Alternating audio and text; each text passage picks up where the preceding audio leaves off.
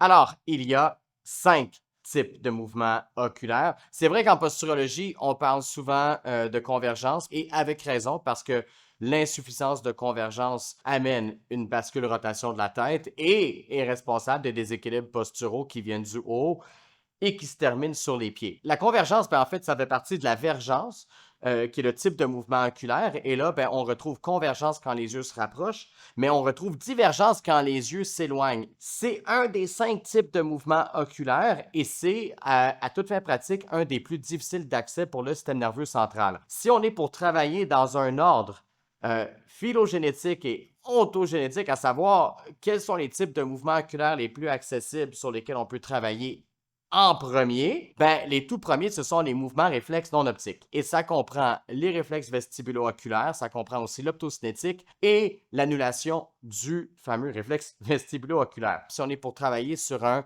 réflexe vestibulo-oculaire 1, on a une cible qui est fixe et on tourne la tête et on regarde cette cible-là tout le long de l'exercice. Une fois qu'on a appris à bien coordonner les yeux avec la tête lorsque la tête bouge, alors là, on peut être sur les poursuites, on peut être sur les saccades, on peut être sur la fixation. Les fixations, c'est de mettre les yeux sur une cible et de rester là 1, 2, peut-être 3 secondes. On travaille les fixations en posturologie dans le contexte de travail oculaire. Par exemple, ça peut être au niveau des saccades. Les saccades, c'est en fait ce qui caractérise une saccade, c'est un mouvement des yeux qui est rapide. Le mot-clé, c'est rapide. C'est en gros un résumé des 5 types de mouvements oculaires.